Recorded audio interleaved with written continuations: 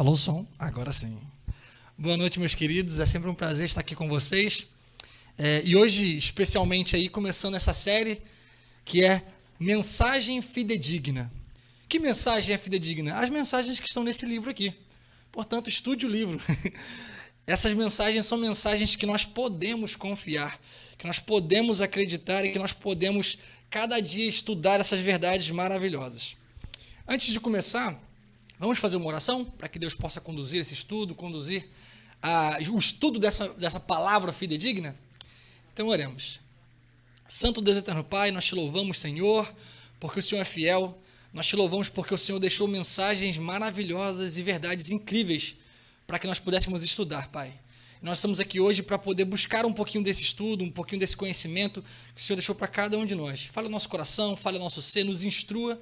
É o que te suplicamos em nome de Jesus. Amém. É interessante quando a gente fala de mensagem fidedigna, de palavra fidedigna, qualquer coisa do tipo, a gente acaba esbarrando na verdade, que é como a Bíblia é conhecida. Afinal de contas, ela é a verdade, né? É o que a gente sempre ouve, que a Bíblia é a verdade. Mas a verdade hoje em dia, a gente sempre houve uma busca muito grande pela verdade.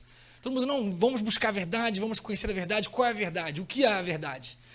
Aí a gente chegou numa época, que já faz um tempinho que chegamos nela, que é onde se fala da verdade relativa. Não, a verdade é relativa, tudo depende do ângulo que você olha, do seu ponto de vista, a verdade é relativa. Eu me lembro há muito tempo atrás que eu vi quando iniciou-se esse movimento de verdade relativa, eu lembro que eu vi uma foto no Instagram, na época acho que era até Facebook, e aí tinha uma pessoa olhando, estava tudo escuro, e ela olhava um objeto, via um objeto circular e falava, isso aqui é um círculo. Aí uma outra pessoa olhando do outro lado, falava assim, não, isso aqui é um retângulo. Ah, ele é um círculo, é um retângulo. E aí quando você mostra a imagem num todo, você via que, segundo a imagem, as duas estão certas, porque olhando daqui é um círculo, olhando daqui é um retângulo. Mas na verdade era um cilindro. E um estava olhando o cilindro de lado, e parecia um retângulo. O outro estava olhando o cilindro da ponta, então parecia um círculo. Então, na verdade, essa suposta verdade relativa era uma verdade absoluta, que era o quê? Era um cilindro. Essa analogia tem uma outra muito conhecida, que é do elefante também. Um olha o rabo do elefante, porque ele só consegue ver aquilo, e fala assim, é uma serpente. O outro olha só o pé do elefante, fala assim, aqui é uma estrutura, é uma coluna. Eles ficam lá, é uma serpente, é uma coluna, é uma serpente, é uma coluna. Não, é um elefante. Você entende? Você está olhando apenas pedaços de uma verdade. Apenas detalhes. E a verdade, como eu disse no início, ela é algo que se busca. Tem um provérbio africano, lá de Burkina Faso, que ele fala assim, a palavra ou a verdade é uma concha que o astuto descasca. E é exatamente isso. A verdade, ela não é algo que você olha de cara e você vê superficialmente e fala, opa, isso aqui é verdade. Não, a verdade é algo que você busca, algo que você precisa aprofundar, você descasca ali até chegar na verdade. Eu queria pedir para você abrir a sua Bíblia, aqui no livro de Lucas. A gente vai ler um texto bem interessante, que eu particularmente gosto muito, que é Lucas capítulo 24, verso 13 em diante. Lucas capítulo 24, verso 13 em diante. E aí a gente vai entrar agora no que a gente crê que é a verdade, que é a Bíblia. A Bíblia é a verdade, ela sim é a verdade absoluta. A gente vai ler um relato bíblico, uma história, vamos analisar essa história para entender sobre o porquê a Bíblia. A gente fundamenta a Bíblia como a verdade absoluta, porque a gente acredita que ela é a nossa verdade e porque a gente crê que nela tem a mensagem fidedigna, a mensagem que nós podemos confiar. Então vamos ler aqui o texto, Lucas 24, verso 13. Por enquanto a gente vai ler até o verso 25, diz assim, ó. Naquele mesmo dia, 2 deles estavam de caminho para uma aldeia chamada Emaús, distante de Jerusalém 70 estádios, e iam conversando a respeito de todas as coisas sucedidas. Aconteceu que, enquanto conversavam e discutiam, o próprio Jesus se aproximou e ia com eles. Os seus olhos, porém, estavam como que impedidos de o reconhecer. Então lhes perguntou Jesus, que é isto que vos preocupa e de que ides tratando à medida que caminhas? E eles pararam entristecidos. Um, porém, chamado Cleopas, respondeu dizendo, és o único que, porventura, tendo estado em Jerusalém, ignoras as ocorrências desses últimos dias? E ele lhes perguntou, quais? E explicaram. o que aconteceu a Jesus, o Nazareno, que era profeta, poderoso em obras e palavras, diante de Deus e de todo o povo. E como os principais sacerdotes e as nossas autoridades o entregaram para ser condenado à morte e o crucificaram.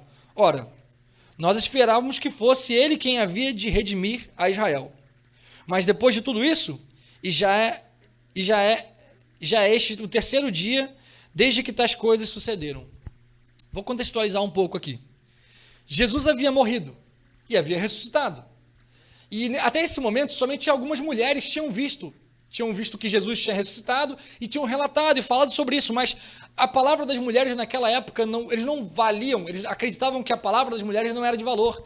Então eles ignoraram. Aquelas mulheres vieram dizendo a verdade: olha, Jesus ressuscitou, a gente foi lá, o túmulo estava vazio e um anjo falou para a gente, mas aqueles homens ignoraram e a sociedade ignorou, porque eles ignoravam a palavra das mulheres.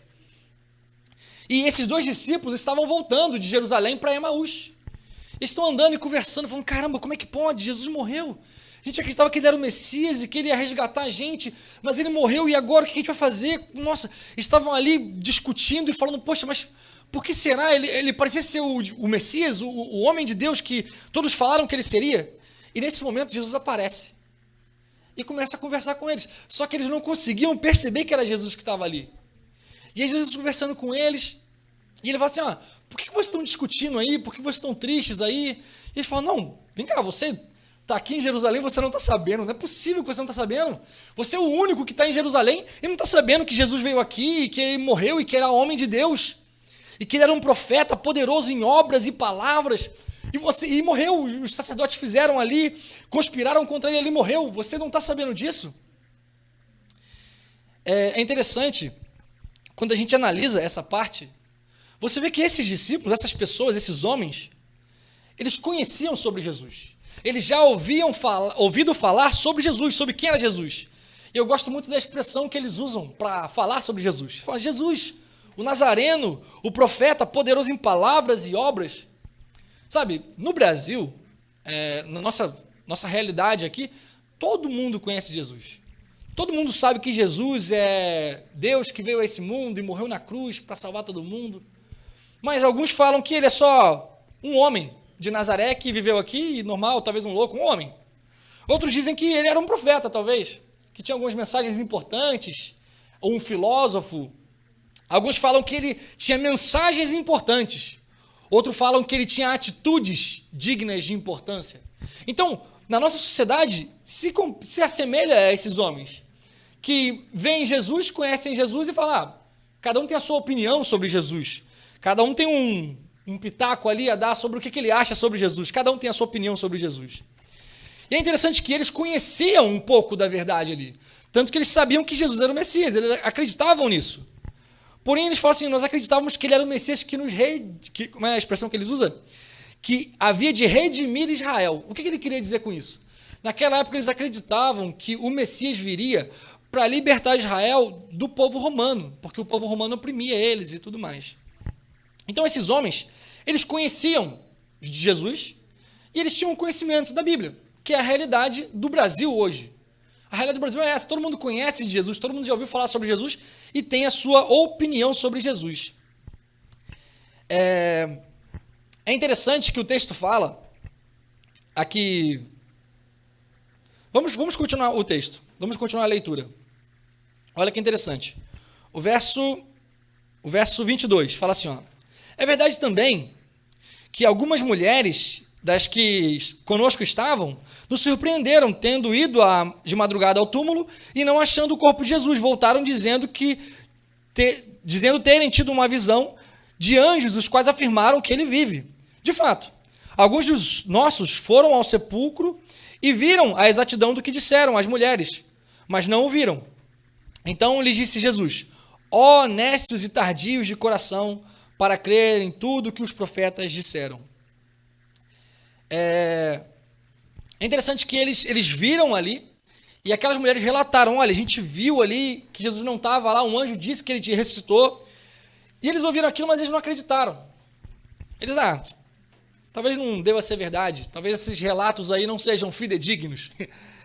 Mas é interessante que hoje em dia, Assim como esses homens duvidaram daquelas palavras, hoje em dia muitas pessoas duvidam das palavras da Bíblia. Muitas pessoas acreditam que a Bíblia foi talvez modificada, que ela foi alterada. Só que a pessoa que afirma isso, ela não tem um conhecimento, ela não parou para estudar de verdade sobre isso.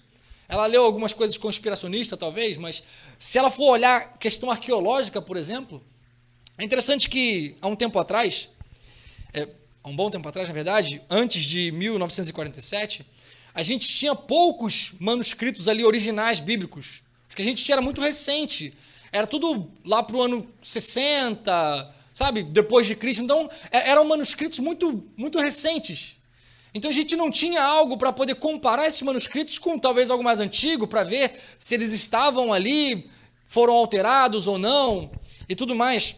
Mas é interessante que em 1947... houve algumas descobertas num lugar chamado Qumran, uma caverna de Qumran. Duas crianças estavam brincando ali, jogaram uma pedra dentro de uma caverna e ouviram pá, um barulho de um vaso quebrando.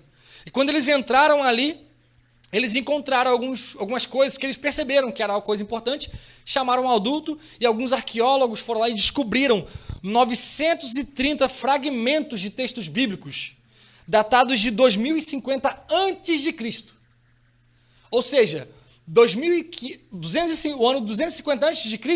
são o período desses escritos. E não mais só aqueles textos mais novos, mais recentes. E aí o que eles fizeram? Opa, vamos comparar os textos, para ver se esses recentes são semelhantes aos antigos. E começaram a analisar.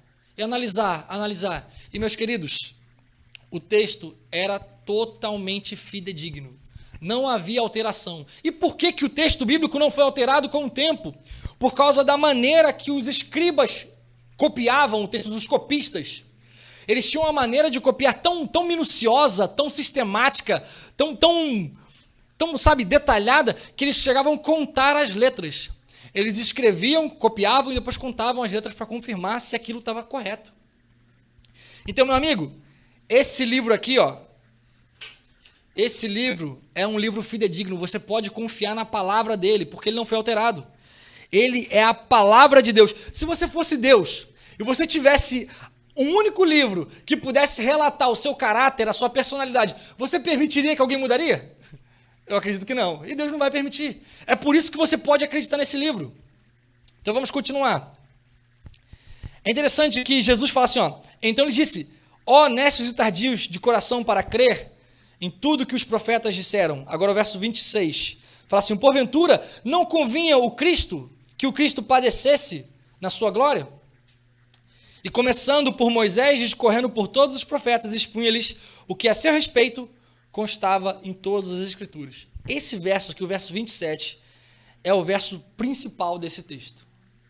Jesus ali, sem que eles saibam que é Jesus, ele começa a descrever todo o texto bíblico sobre o que dizia sobre ele em toda a Bíblia. É o que ele fala, discorrendo por todos os profetas, expunha o que a seu respeito constava em todas as Escrituras.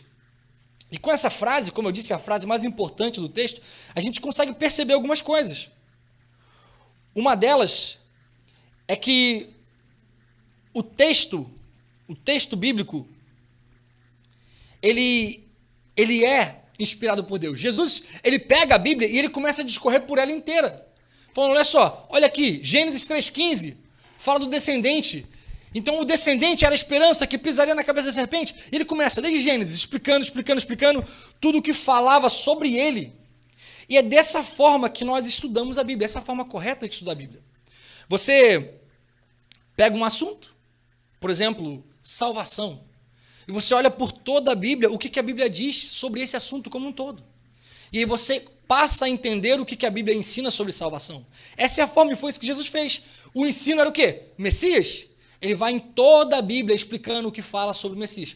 Todos os textos sobre o Messias, ele vai lá, analisa e explica, olha, isso aqui. E aí eles começaram a entender que o Messias deveria vir e morrer para salvar cada um deles. E morrer para que eles pudessem ter a salvação. Aí entra o segundo ponto, que a Bíblia, ela fala sobre Jesus. Ela fala sobre Jesus. A Bíblia, a mensagem principal da Bíblia é Jesus. Abre a sua Bíblia aí em João, capítulo 5. Deixa marcado o texto, a gente vai voltar para aí. Mas vamos olhar ali em João, capítulo 5, verso 39. É bem pertinho, a gente está aqui no Evangelho de Lucas, passou um livro, chegou João. A gente vai no capítulo 5, verso 39. Olha o que diz. João, capítulo 5, verso 39. Olha que interessante. Diz assim, ó. Jesus falando: examinai as Escrituras, porque julgais ter nela a vida eterna, e são elas mesmas que testificam de mim. O que Jesus disse? Fala assim, ó. Estudem o livro. Por quê? Porque nesse livro você vai encontrar a vida eterna. E esse livro testifica de mim. Era Jesus falando. Então, se você quer encontrar a vida eterna, leia o livro. Estude o livro. Porque se você estudar a Bíblia, você vai encontrar a vida eterna, que é quem? É Jesus. Ele é o caminho, a verdade e a vida. E a Bíblia inteira relata o Messias, que o Messias viria, relata a queda do homem, o Messias viria para resgatar. E aí no Evangelho aqui, começa a relatar as histórias desse Messias. Os milagres que ele fez e a forma que ele morreu para nos dar direito à salvação. Então, meu amigo, o segundo ponto é que a Bíblia, ela fala sobre Jesus. Nós já vimos que a Bíblia é a verdade. A gente pode confiar nela. E a Bíblia, ela é o livro que nos ensina a ir para a vida eterna, a alcançar a vida eterna, porque ele fala sobre Jesus e ele é a eternidade. Ele é a vida. Um outro ponto é que a gente percebe que toda a Bíblia é inspirada por Deus. Afinal de contas, quando Jesus ele foi explicar para eles sobre o Messias, ele foi só uma parte da Bíblia? Não, ele usou a Bíblia inteira. Ele foi em toda a Bíblia, tudo que falava sobre ele, para que eles pudessem entender plenamente a mensagem bíblica. E é assim que se estuda a Bíblia. É assim que você conhece as doutrinas bíblicas. Você precisa analisar toda a Bíblia. É interessante que quando Jesus... Vamos abrir a nossa Bíblia agora? Em 2 Pedro, lá para o final da Bíblia, 2 Pedro, capítulo 1, verso 21. Que, como eu estou comentando, a forma de estudar a Bíblia, a gente vai olhar o que a Bíblia diz sobre o assunto, né? Então vamos olhar o que a Bíblia diz sobre o assunto. Eu estou falando que nesse texto diz que toda a Bíblia é inspirada por Deus. Então vamos ver se é isso mesmo. 2 Pedro, capítulo 1, verso 21. 2 Pedro, capítulo 1, verso 21 diz assim, ó. Porque nunca, jamais, qualquer profecia foi dada por vontade humana. Entretanto, homens santos falaram da parte de Deus, movidos pelo Espírito Santo. Então, meus queridos, quando você lê esse texto bíblico, não são palavras de homens somente. São homens santos que foram inspirados por Deus, eles foram movidos pelo Espírito Santo. Não são palavras de Pedro aqui, são palavras de Deus através de Pedro. Deus utilizou Pedro para escrever esse texto bíblico e falar a mim e a você. E o último ponto é que, através disso, a gente vê que a Bíblia é inspirada por Deus. Mas não só isso.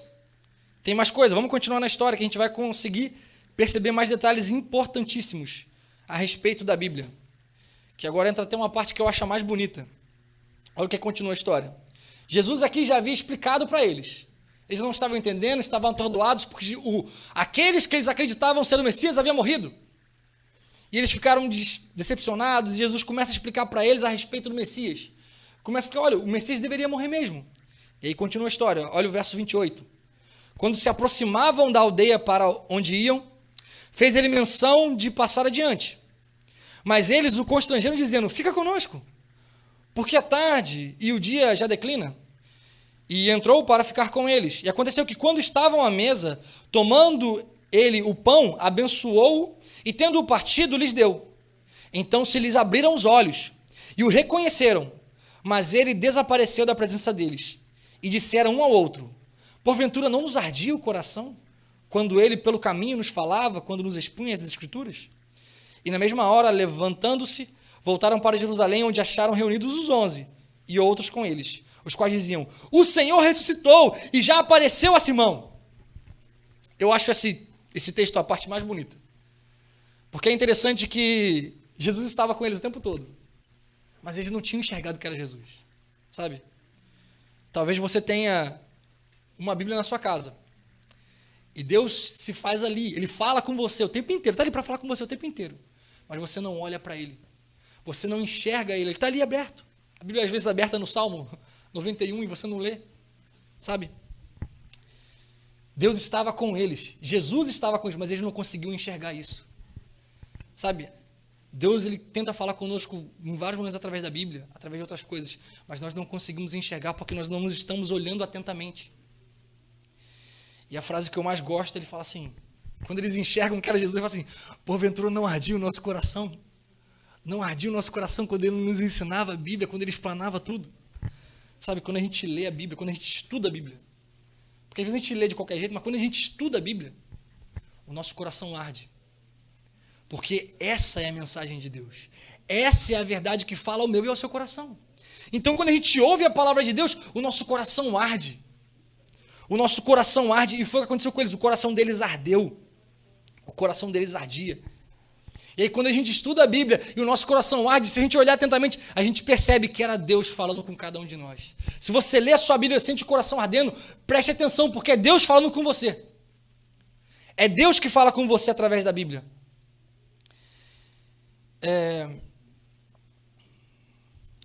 Outro ponto que tem sobre a Bíblia é que ela pode mudar vidas. Ela pode transformar vidas. Mas como que ela transforma a vida? Como é que pode um livro, um texto, transformar alguém, mudar uma vida? Abre a sua Bíblia em 2 Timóteo, é o último texto que a gente vai ler, 2 Timóteo, capítulo 3. Abre a sua Bíblia em 2 Timóteo, capítulo 3, verso 16, que a gente vai ler. Eu gosto bastante desse verso. Ele repete algumas coisas que a gente já aprendeu e ele acrescenta alguns detalhes minuciosos de como que a Bíblia transforma vidas. 2 Timóteo 3, verso 16 diz assim, ó, toda a escritura é inspirada por Deus. Esse é o primeiro ponto. A gente já viu, toda a Bíblia é inspirada por Deus. Mais uma confirmação. Antigo Testamento, Novo Testamento, tudo é inspirado por Deus. Foi Deus que inspirou esses homens a falarem comigo e com você. E se você abrir os olhos, você vai ver Jesus, você vai ver Deus falando com você. Agora ele continua. Ele fala assim, ó, toda a escritura é inspirada por Deus e útil para o ensino, para a repreensão, para a correção e para a educação na justiça. Isso nos mostra como é que a Bíblia transforma vidas? Ela transforma a vida porque ela nos ensina. Quando a gente lê a Bíblia, a gente consegue se achegar mais perto de Deus. A gente ora antes de ler, a gente fala com ele, fala, Senhor, me guie, me conduza, como a gente fez hoje. E a gente começa a ler. E a gente começa a ouvir a palavra de Deus. Isso nos aproxima de Deus. Ela nos ensina como nos achegarmos a Deus, como a gente pode falar com o nosso Criador, como a gente pode se aproximar dele. Então ela nos ensina. Mas aqui também diz que ela nos repreende. Ela nos repreende. Porque a Bíblia nos diz o que é errado. Existem atitudes que nós temos às vezes e a gente começa a ler a Bíblia. E a gente não percebe. Às vezes a gente não sabe o que é errado. E a gente começa a ler e ver ali, e você vê um relato aqui e você fala, caramba, isso aqui é errado. Mas eu faço isso. Eu faço isso o tempo inteiro. Caramba, eu estou errado. E aí o seu coração começa a arder e você fala, Senhor, me ajude, porque eu preciso mudar isso. Eu preciso melhorar. Então a Bíblia nos repreende, porque ela nos mostra o que é errado. Mas também fala que a Bíblia nos corrige. Então ela nos mostrou o que é errado, mas agora ela vai nos mostrar o que é certo. Opa, você está fazendo isso errado, meu amigo? Então, filho, você tem que fazer isso aqui. E você fala, poxa, então é isso? Senhor, me ajuda a fazer isso. Me ajuda a ter força. Você lê, você vê o que você deve fazer, o seu coração arde. E você fala, eu preciso fazer isso. Senhor, me dê força para fazer isso. Aqui também fala que a Bíblia nos educa. E através dessa educação, fala que educa na justiça. O que isso significa? Isso significa que ela nos ensina, a gente aprende a ser justos. Nesse processo de ver o que eu não posso, o que eu não devo fazer, o que eu devo fazer, como me aproximar de Deus, como me relacionar com Deus, como amar o meu próximo, eu aprendo a ser justo. Então a Bíblia, meu amigo, ela transforma vidas. A Bíblia transforma as vidas. E isso não é uma palavra solta que eu jogo aqui, a Bíblia transforma vidas. Eu tenho exemplos disso. Provavelmente você já conheceu alguém que era completamente perdida, a pessoa vivia numa vida devassa, uma vida completamente desregrada, só se afundando cada vez mais, talvez na droga, talvez em outra coisa, e de repente aquela pessoa conhece Jesus. Ela começa a ler o texto bíblico, e início ela não reconhece Deus ali. Ela só começa a ler, e ela começa a estudar, e ela de repente ela percebe, ela fala assim, ele estava aqui, Jesus estava aqui o tempo inteiro me ensinando, o coração dela começa a arder, ela fala, Senhor, me ajuda. E o Senhor começa a transformar ela, começa a educar ela na justiça, e ela passa a ser justa. E quando você olha para aquela pessoa, você fala, caramba, esse é o fulano. Ele está completamente diferente. Por quê? Porque esse livro aqui, ó, é uma mensagem tão fidedigna, mas tão fidedigna, que você pode confiar tanto que ele transforma a sua e a minha vida. Eu quero dar um exemplo bem específico e bem pessoal de transformação de vida, que é o meu.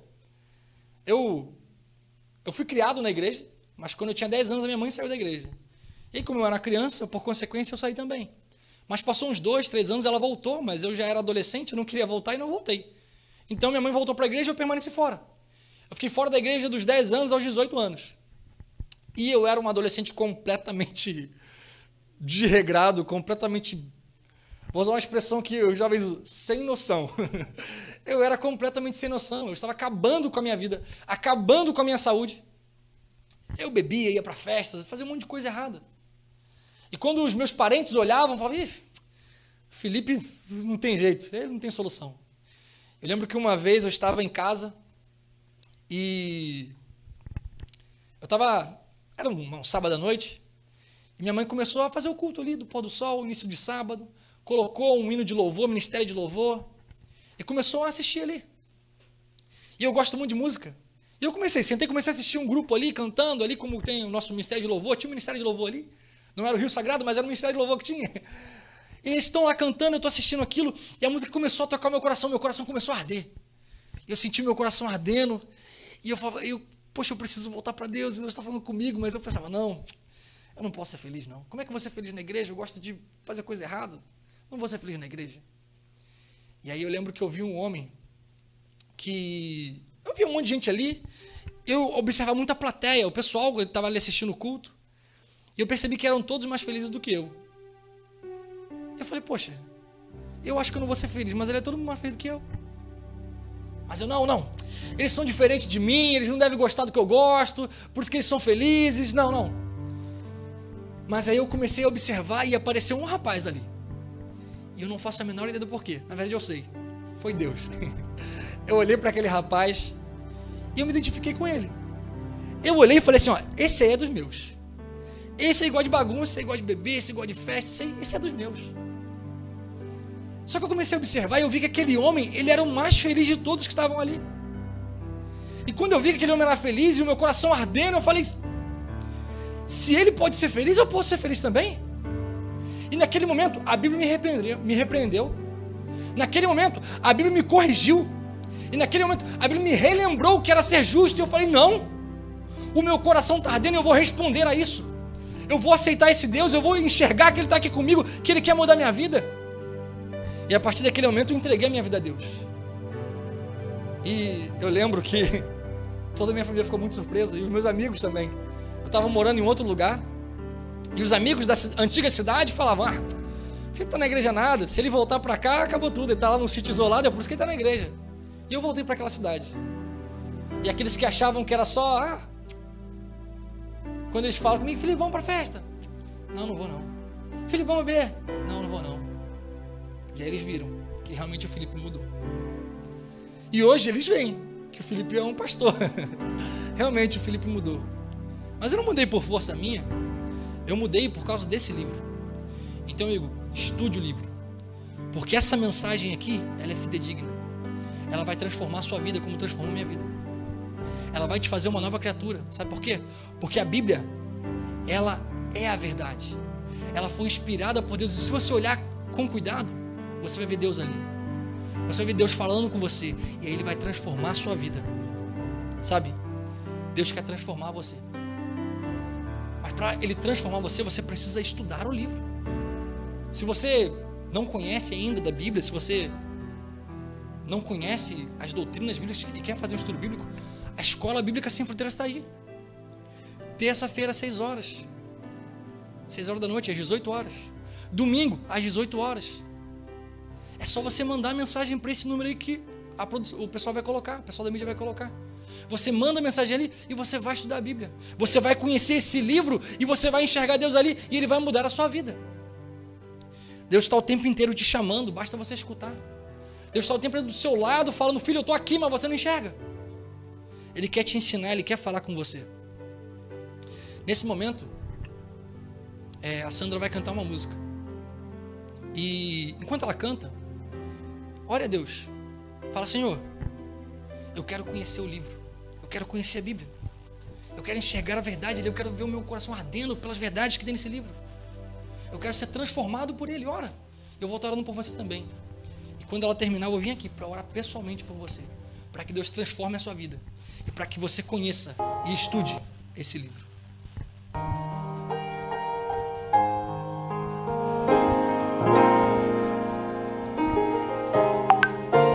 Tanto tempo passou desde que conheci o amor de Jesus por mim, pecador.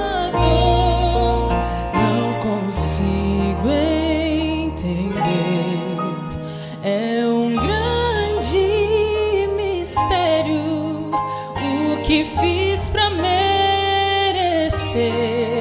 ser o alvo desse amor.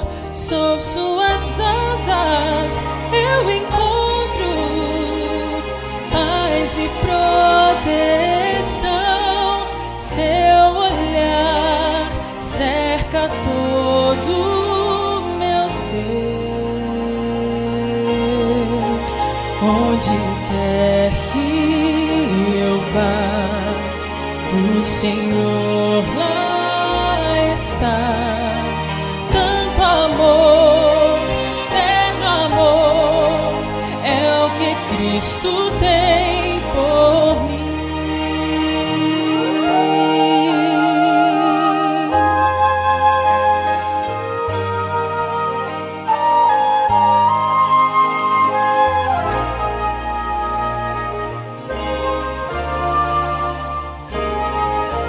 Não consigo entender o amor de Jesus.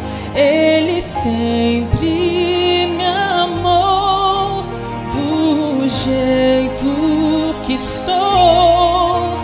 Eu pertenço ao meu Rei, filho sou do Senhor.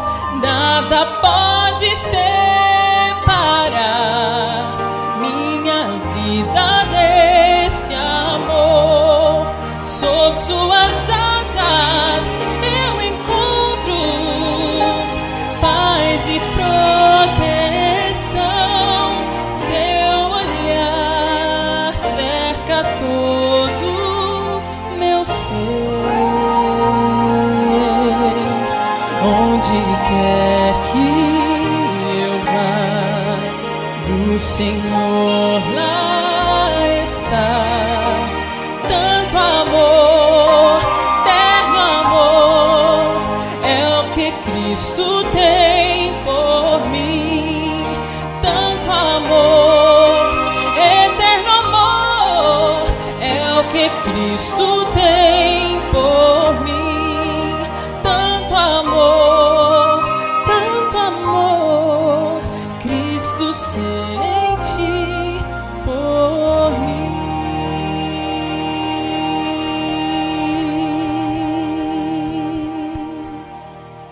Amém.